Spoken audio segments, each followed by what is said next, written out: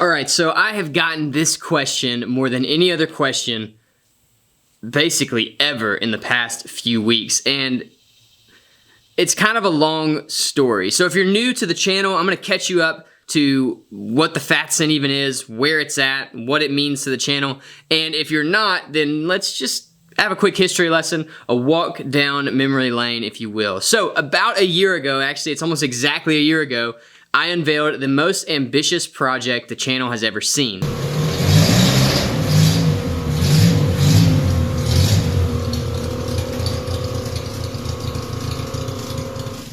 And it was our 1974 Fatsun Datsun 620. Now, this is a direct copy of a render done by Kaiser Salim. I messaged him, got his approval to copy this build, which a lot of you guys didn't know.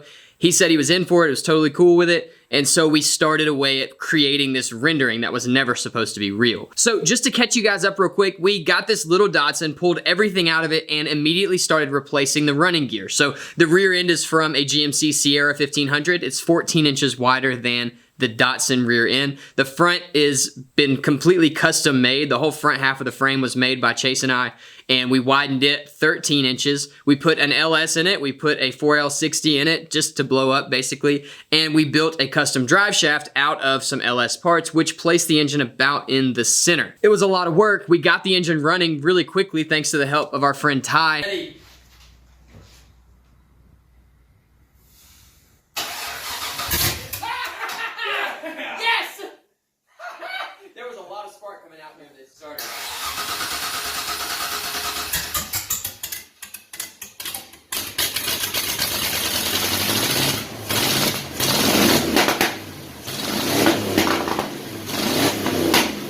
But then, really the unconceivable happened.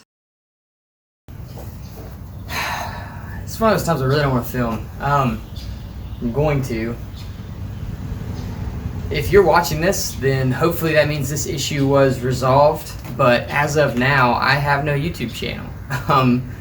I woke up this morning and the YouTube channel was fine, and then got a call at 11 from Chase, and all he said was, dude, the YouTube channel's gone.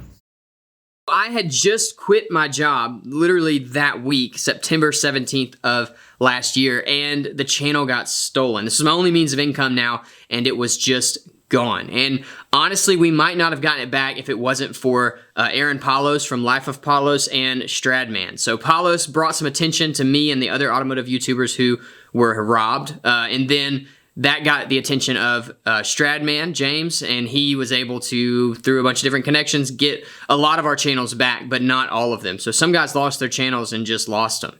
And so it was a really interesting time. It had me second guessing every decision I'd made up to that point.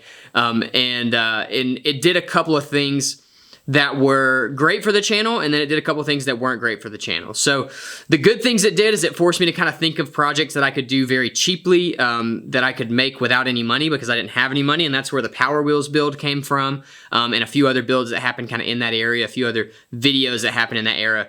And so that was really good, and it did really good things for the channel once I had the channel back. It also introduced me to Aaron Palos, who's a legend. If you don't follow him, go check out his channel.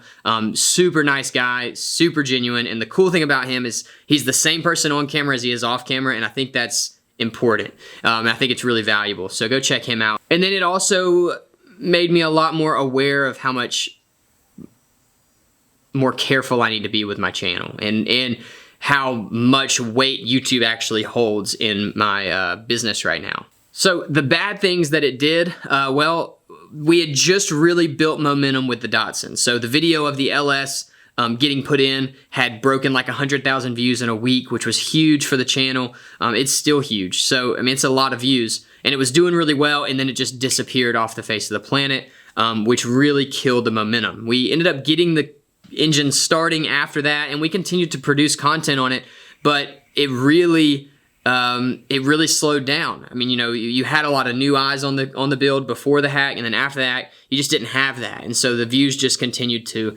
decline.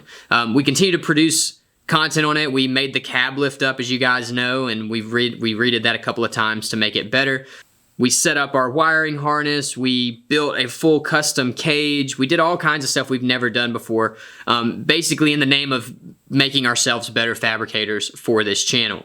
But views never really picked up. And I get it. There was a lot of long episodes. There was a lot of stuff that had to be done to finish the build. But the problem with views never picking up is the only way that this channel produces videos is by getting views. If something gets views, then it makes money. If it makes money, we can keep building it. And what happened in the grand scheme of things is come June or so, quarantine hit. And because of the quarantine, the car was at Chase's house, I was at my house, and Chase had to work on it by himself. And so that slowed down the work progress, obviously. It made me have to find another project because I couldn't go work on the Datsun. And it really took another knife and just kind of stabbed it into the Datsun. It allowed me to do other cool things like the C10 and the Corolla and things that have really grown and helped the channel, but it did hurt the Datsun once again. Now, in the middle of all of this, Chase and I started a car dealership, which I haven't talked about on the channel because we were just kind of getting it going. We got some land, we built this dealership out of nothing and started selling cars.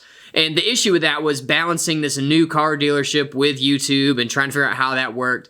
And it just wasn't balancing very well. And so a couple of months ago, I met with Chase. I said, look, dude, we've got to figure this thing out. This is not working for either of us. So we decided to stop the Datsun for a little bit to just kind of hopefully regain some interest in the project and regroup kind of on it. And then also to allow him to pour more time into the dealership. So I stepped away from the dealership. He stayed in it and has been doing a lot of work selling cars. I think he showed me like, I don't know how many cars he sold this week. So he sold a ton of cars this week. So that's been good too. Just kind of getting ourselves back on track, trying to build up some income as well so that we don't go bankrupt. All right, so you're totally caught up. We built the Datsun, it got a lot of attention. Channel got stolen, it lost attention. We tried to build back attention, it didn't really work. Coronavirus came around and killed the rest of the attention that we had. And then starting it back up again, it just wasn't feasible. So where we're at now is I'm doing this MG that's behind me. This thing has given me quite a trip the past couple of weeks. It's been interesting. But we're building this. It's going to be really, really wild, and I'm really excited to start making it wild, but right now we're just making it run. And then after the MG, I'm planning on going back into the Datsun full time. So like 2 episodes a week on the Datsun, getting it running and getting it driving and building the wide body kit for it. So it will be back. It is coming back. It's not gone. Don't worry. I know a lot of you guys subbed for that build, and it will be coming back. And this MG is going to share a lot of similarities with that car. So we should get some cool fabrication type stuff in this one as well. Not quite as extreme, but it'll be cool. Now, the good news is the other day I was on Instagram and Kaisel posted a picture of the Fatsun that he originally designed 4 years ago and said, I think it's time that this gets an update. So the benefit to all of this and all of the long drawn out processes and all the drama and the hacking and the quarantine and all the crap that's happened to the Datsun over the past year is that Kaisel is redesigning the truck. So I haven't gone and built the entire kit yet, and it's being redesigned, which means it'll be a little more modern, it'll be a little more contemporary to styling now instead of styling back in 2016, and it's gonna be cooler, naturally. It's gonna be cooler to everybody. So that kept me from putting a lot of time into an old kit. Instead, when the Datsun is done, hopefully Kaisel has that rendering finished and I can build the kit based on the new rendering. It'll be a lot more current, it'll make a lot more sense, and it should be really, really cool. I hope this answers your questions. I've literally gotten at least 3 a day messages on Instagram. Where's the Datsun? Is the Fatsun ever coming back? It is coming back. It is going to be awesome. And we just needed to give it a little time to breathe before jumping back into it full time and really cranking out the rest of the work. All right, I think that is it. Now, I'm not sure in my timeline when this is actually going to come out, but if it's been a while since you've seen the MG video, there's a reason. Tons of gaskets and seals were bad, and I had to order them, and they took a while to get here. But they are coming in, thanks to Moss Motors, and I'm really stoked to have this thing back together and driving. Now, if you've already seen it driving, that's great news, because that means that I actually got it back together. If you haven't yet, that's why it's been so long. It's because I've just had to wait on parts and stuff, and so I've had to fill my time with other things. But the good news is we have wheels for this now, so I'm working on getting some custom parts made for those, which is pretty exciting. And we've got the body kit, we've got everything we need, so as soon as this thing runs and drives again, we're gonna be making it real wide. Thank you guys so much for watching. I'll see you in the next one.